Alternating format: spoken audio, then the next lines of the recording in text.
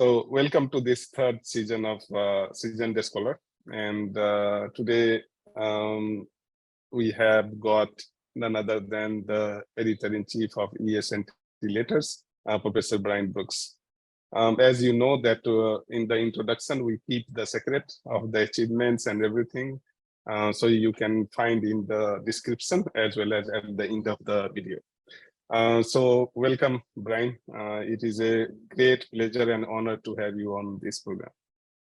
Yeah, thanks for having me. I look forward to our conversation this evening, or this morning, rather.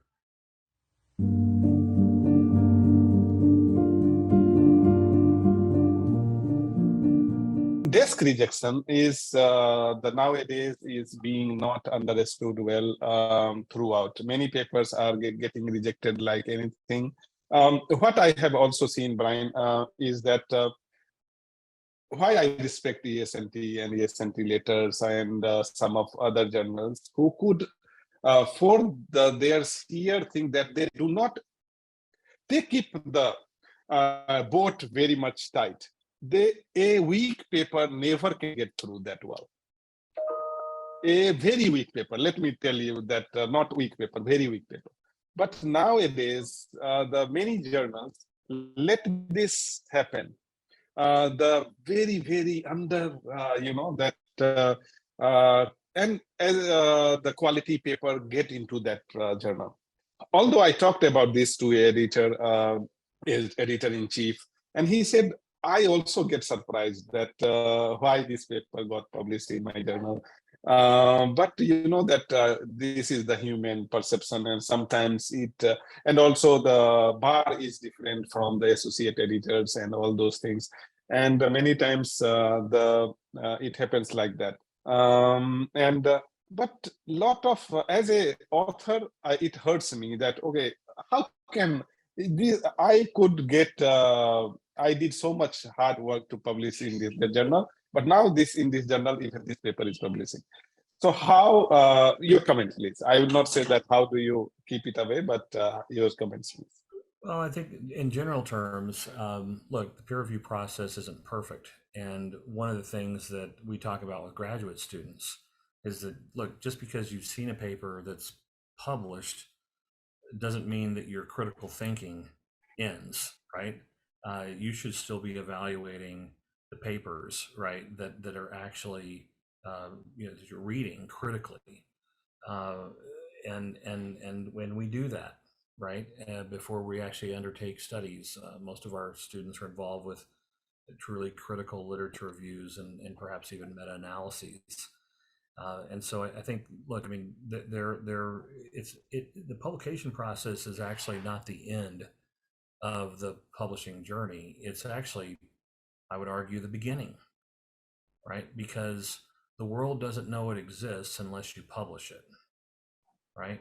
Maybe you presented it as a conference, but if you did a study, but if it didn't get published, I mean, how will I know what was done in India, or how would you know if what was done in Texas, right? Unless we were either seeing each other at a conference, okay? But even then, not everything presented as a conference is sufficient quality to be published in peer review. So it hasn't been through the peer review process necessarily, right? So, but once you actually publish in the peer reviewed journal, right, then that's the process by which the broader scholarly community can examine, right, can benefit from, right? And so that's one of the things that I've talked about with students in the past is that, look, this isn't about getting the paper. This is making sure that once you publish the paper that individuals are able to utilize it, right? Think about the times that government agencies, in Europe, and the United States, elsewhere, have actually contacted us for raw data from former student publications from their theses. Well, and we'll send it to them, and they say, well, look at this high quality data. We'd really like to use this for some sort of regulatory assessment, right? Well, that's an example of, okay, a paper may have been published 10 years ago, but it's still benefiting the broader community. So I think that's a key consideration. Publication in the journal is, and the process is not perfect in any journal. We strive to maintain the highest standards, of course, at ACS. I think what the students need to make sure that they're realizing that it's really just the beginning of the process. So once you publish it, now it's the opportunity for scientists to review it. And of course, everybody wants to think about citations, but I also try to remind the students that you want to make sure that you're not being cited because it was a good example of a poor study, right?